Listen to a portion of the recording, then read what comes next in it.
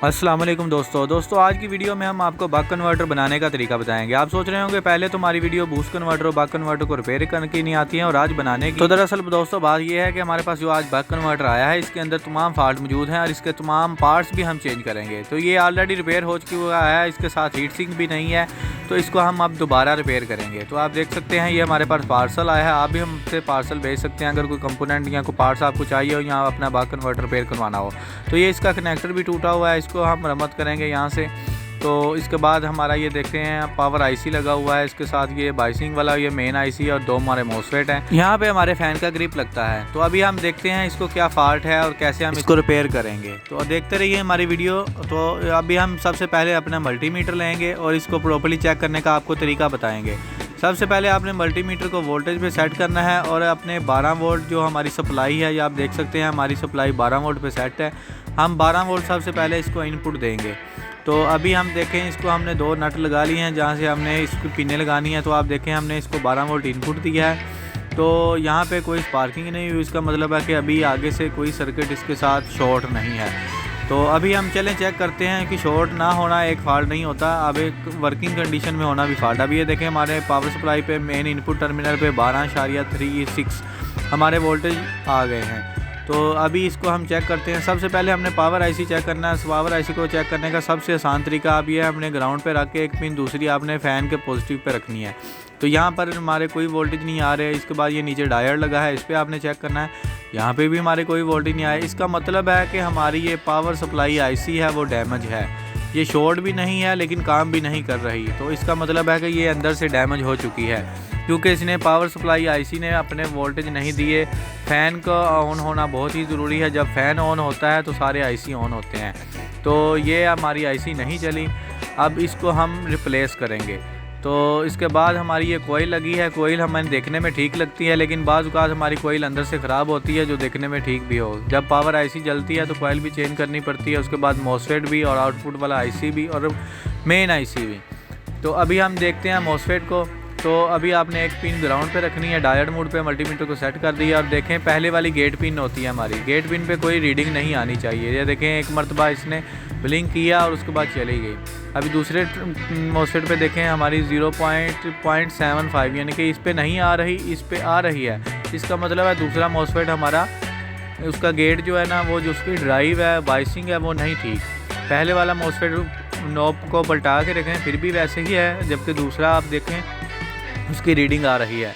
इसका मतलब है कि इनमें से एक मोसफेट के अंदर मसला है, उसकी बाइसिंग के अंदर। तो अगर हम इस पे मोसफेट डायरेक्ट लगा भी देंगे तो ये फ़ौरन जल जाएंगे। तो अभी इसको रिपेयर करने का तरीका आपको बताते हैं। ये देखें इसका जो गेट है, गेट की लाइन ये हमारे इस तरफ आ रही है। ये जो हमारा सेक्शन है ये हमारा आउटपुट बाइसिंग या मोसफेट कंट्रोल वाला सेक्शन है जो दोनों मोसफेट को कंट्रोल करता है। इसके बाद ये हमारे हो गए दो सेक्शन और तीसरा हमारा जो बड़ा आईसी लगा है वो हमारा मेन आईसी है। तो अब हम इसको एक सिरे से लेके इसको रिपेयर करेंगे। सबसे पहले हम ये पावर आईसी चेंज करेंगे ताकि हमारे पावर के वोल्टेज बने। तो ये हमने नया आईसी उठा लिया है XL700। तो ये हमारा 7005 हमारा जो आईसी है ये आप देख सकते हैं, ये एक पावर आईसी है। तो आप ये हमसे मंगवा भी सकते हैं खुद भी। ये देखें इसके नीचे भी हीट सिंक बना हुआ है, इसको हीट सिंक का काम भी ये नीचे सर्किट हमारा करता है। तो अभी ये देखें इसको SMD आईसी को हम पुराने को रिमूव करेंगे और सेम इसी डायरेक्शन में इसको रिप्लेस करेंगे। सबसे पहले हमने हीट गन से इसको हीट करना है, नॉर्मल हीट करनी है ताकि कैपेसिटर ना फटें। तो आपने नॉर्मल हीट देकर फ्लक्स लगाकर इसको आसानी से बासानी आपने खुद ब खुद इसको उठा लेना है, ज़बरदस्ती नहीं उठाना ताकि प्रिंट डैमेज ना हो। और फौरी आपने नया आईसी जो कि सोल्ड करके रखा हुआ था इसको आपने इधर लगा देना है। तो ये हमारी होगी पावर आईसी रिप्लेस। तो पावर आईसी को रिप्लेस करने के बाद आपने फ़ौरन इसके फ़ैन के वोल्टेज चेक करने होते हैं कि हमारी पावर आईसी ठीक लगी है कि नहीं। जब हमारे फ़ैन के वोल्टेज आ जाएँ तो समझ लें हमारी पावर आईसी बिल्कुल ठीक है। और उसके बाद हमारा दूसरा मरहला आता है पावर आईसी को चेक करने का, MPPT के तौर पे ये काम कर भी रहा है या नहीं। सिर्फ वोल्टेज चेक करना ही असल काम नहीं होता। तो अभी हमने देखें ये लगा दिया है, इसको आप देख सकते हैं। इसके जो हमने 8 पिन है वो सारी सोल्ड भी कर दी हैं। तो ये जो ऊपर वाली पिनें होती हैं आईसी की ये ग्राउंड होती हैं और साथ में ये एक डायोड लगा हुआ है। तो ये देखें जो हमने आईसी उतारा है ये हल्का सा फटा भी हुआ था, हल्का सा इस पर निशान है।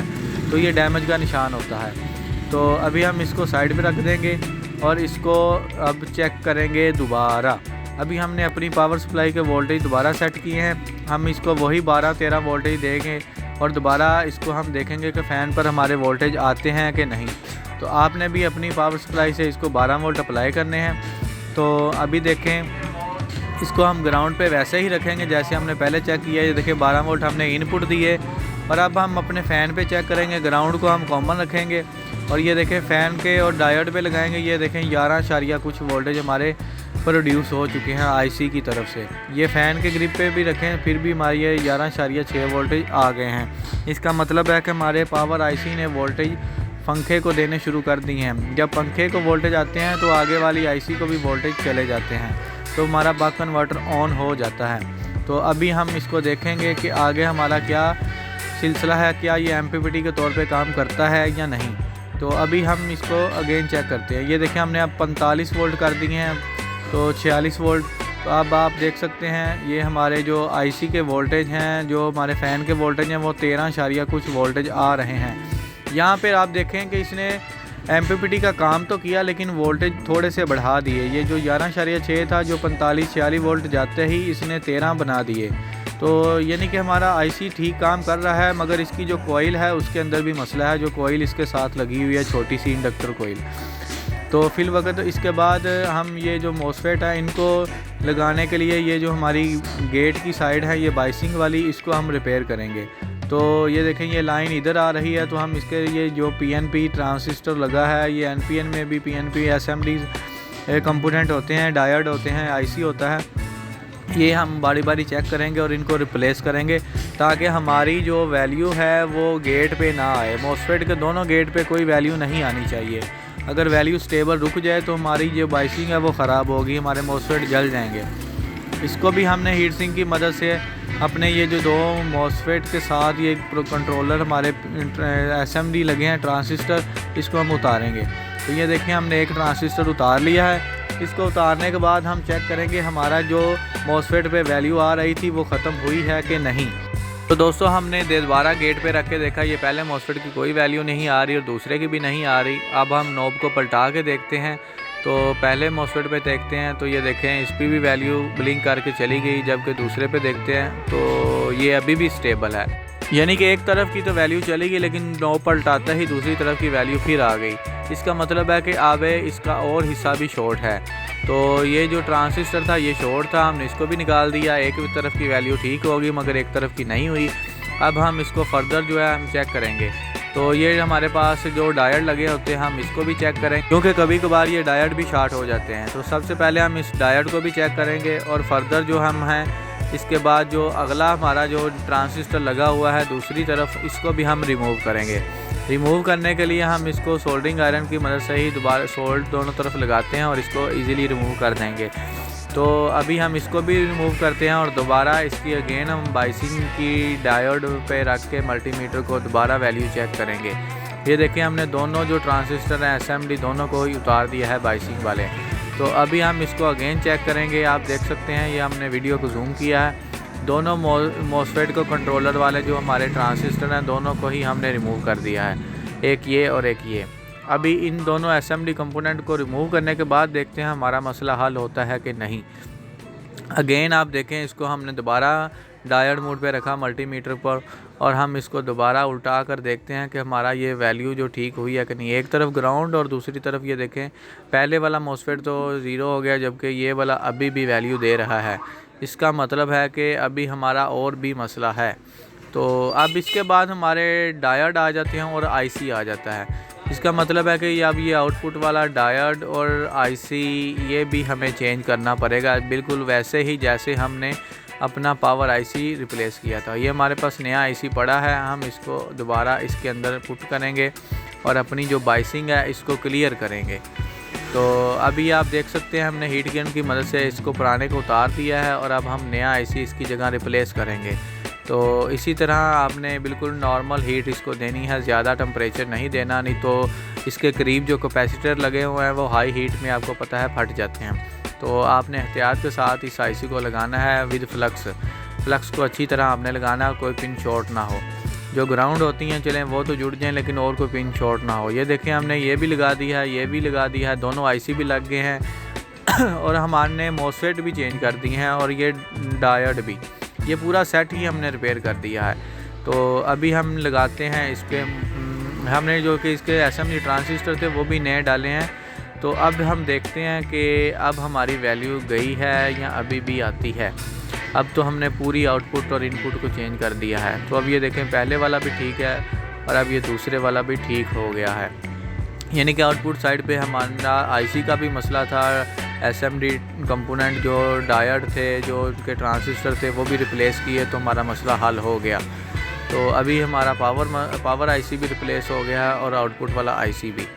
तो अभी ये देखें हमारी बाइसिंग बिल्कुल क्लियर हो गई है। अब हमारा जो नेक्स्ट स्टेप है वो है इसके अंदर मॉसफेट को माउंट करना। तो अब हम मॉसफेट को इंस्टॉल करेंगे। हमारे पास ये एन चैनल के 2 मॉसफेट पड़े हुए हैं ऑलरेडी। तो अब हम इनको बारी बारी इस डायरेक्शन में इंस्टॉल करेंगे। क्योंकि अभी कस्टमर ने हमारे पास इसका हीट सिंक नहीं भेजा तो हम अब इसको वैसे ही वापस भेजेंगे। जब वो हीट सिंक लगाएंगे फिर इस पर मॉसफेट खुद लगा लेंगे। अभी हम इसको टेम्परेरी तौर पे उसी डायरेक्शन में, ये देखें इस तरफ इसने लगना था, हम इसकी बैक साइड पर उसी डायरेक्शन में उसी तरफ इसको हम सोल्ड कर देंगे और टेम्परेरी सोल्ड करेंगे सिर्फ एज आ चेकिंग के लिए। यहाँ पर आपने एक बात का ख्याल रखना है, कोई पिन किसी दूसरी पिन के साथ ना जुड़े और मॉसफेट भी पीछे किसी सोल्डरिंग या किसी और पॉइंट के साथ मॉसफेट की टेक ना लगे। आपने इसको थोड़ा सा ऊंचा रखना है। तो ये देखिए हमने एक मॉसफेट को लगा दिया, बिल्कुल इसी तरह हम दूसरा मॉसफेट भी लगा देंगे। तो ये मॉसफेट एज आ मॉसफेट भी काम करता है और एज आ डायोड भी, क्योंकि जब एक मॉसफेट ऑन होता है तो दूसरा ऑफ होता है, वो डायोड का काम करता है, और जब दूसरा ऑन होता है तो पहला ऑफ होता है, वो डायोड का काम करता है। तो ये दोनों ब्लिंक करते रहते हैं, इसीलिए इसकी जो जनरेशन है वो डबल हो जाती है। तो अभी आप देखें इसमें 2 मॉसफेट लग चुके हैं। तो ये ओसिलेशन कौन करवाता है? ये हमारा आउटपुट वाला आईसी ओसिलेशन करवाता है, जो पावर आईसी की तरह बना हुआ है 8 पिन वाला। तो IRS 2104 हमने वो भी लगा दिया। तो अभी आप देखें हमारे मॉसफेट बिल्कुल सक्सेसफुली इंस्टॉल हो चुके हैं। तो अभी हम इसको चेक करते हैं मेन सप्लाई इनपुट दे के। तो अभी हमने इसको मेन सप्लाई इनपुट देनी है। तो आप देखेंगे कि हमारा क्या रिज़ल्ट आता है। सबसे पहले हमने 12 वोल्ट अपनी पावर सप्लाई की 2 जो तारें हैं वो लेनी है। तो ये हमने इसको 17 वोल्ट वैसे सेट कर लिया है, क्योंकि ये 40-50 वोल्ट 60 वोल्ट तक ये बक कन्वर्टर सपोर्ट करता है। तो ये देखें जैसे ही हमने लगाया कैपेसिटर चार्ज हुए, हल्की सी स्पार्क हुई। तो ये देखें इसने करंट वैसे नहीं लिया क्योंकि मैंने इसके ऊपर पंखा नहीं लगाया, लेकिन अभी इसको पंखे के बगैर भी हम चेक कर सकते हैं। तो अभी ये देखें इसकी जो आउटपुट वाली इंडिकेटर लाइट है जो ब्लू कलर की होती है या ग्रीन, वो हमारी ऑन नहीं हुई। इसका मतलब है कि इसने आउटपुट नहीं दी। इसका अब जो एंड वाला सॉल्यूशन है वो हमारे पास ये है कि अब इसकी मेन आईसी को भी रिप्लेस करना पड़ेगा, क्योंकि सारे आईसी बदल गए हैं लेकिन हमें आउटपुट नहीं आई। आउटपुट नहीं आई, क्यों नहीं आई? जबकि हमारी आउटपुट वाली इंडिकेटर भी ठीक थी। तो अभी हम इसका मेन आईसी भी रिप्लेस करेंगे, क्योंकि इसी ने ही सारी कमांड देनी होती है जो इनपुट और आउटपुट को। तो अभी आप देखें हमने मेन आईसी की जगह TL494 जो हमारी होती है उसकी जगह भी हमने ओरिजिनल जो TL494 है वो लगा दी है। SMD कंपोनेंट है, तो ये 16 पिन आईसी होती है। तो इसको भी हमने बहुत अच्छे से उसी डायरेक्शन में हमने इंस्टॉल किया है। अब हम अगेन चेक करते हैं और लोड डाल के टेस्ट करते हैं। अब हमने इस बार फ़ैन भी लगा दिया है और अपना ये जो हमारा एक पिन लगाने के लिए हमने ये नट लगाया था उसको भी लगा दिया है। अब हम इसको प्रॉपर एंड टेस्ट करेंगे। अब हमने सारे आईसी बदल दिए हैं, सारे मॉसफेट भी, सारे एसएमडी कंपोनेंट भी और लोड भी डाल दिया है। तो अब हम चेक करते हैं। तो दोस्तों ये देखें, ये सारा कुछ लगने के बाद एक बक कन्वर्टर नए सिरे से ही तैयार हुआ है। इसीलिए हमने कहा था कि हम इस वीडियो में आपको बक कन्वर्टर बनाने का तरीका बताएंगे। ये देखिए हमने ये डायोड बदला है, उसके बाद ये आईसी बदला है। इसकी चारों पिनें ऊपर वाली ग्राउंड थी, हमने उनको सोल्ड कर दिया है। ये मेन आईसी भी बदल दिया है, आउटपुट आईसी, और ये बाइसिंग के लिए एसएमडी कंपोनेंट और ऊपर वाले भी एसएमडी कंपोनेंट, और सबसे बाद ये हमने मॉसफेट भी, यानी कि टोटल ही हमने इसको रीन्यू कर दिया है। तो अब इस पे ऊपर हमने फ़ैन भी लगा दिया है ताकि वीडियो में आप देख सकते हैं कि जब यहाँ पे वोल्टेज बनेंगे तो ये हमारा फ़ैन ऑन होगा। तो अभी अगेन हम इस पे इनपुट अप्लाई करते हैं तो देखते हैं अब हमारा ऑन होता है कि नहीं। ये देखें हमारा फ़ैन तो ऑन हो गया, हमारी जो पावर आईसी वो चल रही है। तो अब हम अपनी आउटपुट को देखते हैं कि मेन आईसी के भी चेंज करने के बाद हमारी आउटपुट आई है कि नहीं। तो आप देख सकते हैं कि हमारी जो इनपुट वोल्टेज हैं वो हमने 13 वोल्ट इस पर अप्लाई किए हैं। ये हमारे इनपुट वोल्टेज हैं। तो अभी जो फ़ैन के वोल्टेज आपको दिखाएं तो फ़ैन के वोल्टेज आप देख सकते हैं हमारे 12.06। अब हमने इंडक्टर कोयल भी बदल दी है, यानी कि ये हमारा फाइनल था जब हमने सारे कंपोनेंट बदल दिए। और आउटपुट हमारी ये देखें 11 वोल्ट। ये देखें इंडिकेटर लाइट भी अब ऑन हो गई है। हमारा बक कन्वर्टर बिल्कुल सेफली और ओरिजिनल तरीके से रिपेयर हो चुका है। इसका कोई एसएमडी कंपोनेंट, कोई आईसी अब ख़राब नहीं। तो अब आप देखें ये वही बक कन्वर्टर है। अब आप देखें 0.08 मिली एम्पेयर इस्तेमाल कर रहा है। अब जैसे जैसे इसको हम बढ़ाएंगे ये देखें कम कर रहा है, अपने एम्पेयर की कंजप्शन कम कर रहा है। यही होता है एज ए MPPT। 25 वोल्ट पे 5 और ये देखें 45 वोल्ट पे इसने 0.03, यानी कि जैसे जैसे वोल्टेज बढ़ेंगे इसने अपनी कंजम्पशन को कम कर दिया है। इसने मिली एम्पेयर जो पावर सप्लाई से लेने थे वो कम कर दिए हैं। तो अभी भी ये बिल्कुल प्रॉपरली ऑन है। 50 वोल्ट 45 वोल्ट पे ये आप इनपुट पे देख सकते हैं 46 वोल्टेज हमारे इनपुट हैं और आउटपुट हमारे वही हैं, स्टेबल हैं जो हमने सेट किए थे 12.3। अब बात आती है कि इनके वेरिएबल को चेंज करने की, आया कि हमारे अब ये भी चेंज हो रहे हैं या नहीं, क्या इनकी ओसिलेशन कंट्रोल हो रही है कि नहीं। तो ये देखें इसको क्लॉकवाइज घुमाएंगे तो हमारे ये वोल्टेज बढ़ने शुरू हो जाएंगे। ये देखें 12 से 13, 13 से 14, 15, 16, 17, 18, ये देखें वोल्टेज बढ़ रहे हैं। ये 19, 20। तो अभी इसको एंटी क्लॉकवाइज घुमा के हमने 12 वोल्ट वापस कर दिया है। तो अब हम 12 वोल्ट 2 एम्पेयर का ये बल्ब चलाएं तो आप देखें 12 वोल्ट 2 एम्पेयर, यानी कि हमने ये 12 वोल्ट के 2 एम्पेयर का बल्ब चलाया जो कि इनपुट पे 0.6 एम्पेयर ले रहा है। बाकी इसने 2 एम्पेयर खुद आगे आउटपुट दिए, यानी कि 0.6 एम्पेयर ले के 2 एम्पेयर आगे आउटपुट निकाली। 46 वोल्ट इसने इनपुट लिए। तो यही होता है कि मैक्सिमम वोल्टेज को ये एम्पेयर में कन्वर्ट करता है। जितने वोल्टेज हमारे इस्तेमाल होते हैं वो रख लेता है, इजाफी वोल्टेज को एम्पेयर में कन्वर्ट करता है। अगर आपको नहीं यकीन तो हम आपको अपना बल्ब दोबारा 12 वोल्ट पे डायरेक्ट स्टार्ट करके दिखाते हैं। हमने 12 वोल्ट सेट किए और यही बल्ब जो हमने इस पर ग्लो किया था इसको हम डायरेक्ट लगा के आपको दिखाते हैं ये कितने एम्पेयर लेता है 12 वोल्ट पे रन करने के लिए। देखें 12 वोल्ट में हमारे 2 एम्पेयर ले रहा है। तो आप ये देख सकते हैं लाइव, ये 12 वोल्ट पे 2 एम्पेयर हमारे ड्रा करता है। और यही बक कन्वर्टर यही बल्ब जब हमने बक कन्वर्टर पे लगाया था तो ये 0.6 एम्पेयर 45 वोल्ट से ले रहा था, यानी कि जो इजाफी वोल्टेज थे ये इस बक कन्वर्टर ने उसको एम्पेयर में कन्वर्ट किया एज अ MPPT। तो आप भी दोस्तों किसी किस्म का बक कन्वर्टर रिपेयर करवाना हो तो हमसे सामान भी मंगवा सकते हैं, रिपेयर भी करवा सकते हैं, हमें हमारे दिए गए एड्रेस पे पार्सल भी भेज सकते हैं। और ये बूस्ट कन्वर्टर भी हमें साथ भेजा गया था जो कि हमने सक्सेसफुली मरम्मत कर दिया है। आप भी अपना कोई भी कन्वर्टर रिपेयर करवाने के लिए हमसे रब्ता कर सकते हैं। वीडियो अच्छी लगी तो वीडियो को लाइक, हमारे चैनल को सब्सक्राइब करें और दोस्तों से शेयर करें। ऐसे हुनर सीखने के लिए हमारी वीडियो को देखते रहिए और अपना हुनर सीखिए।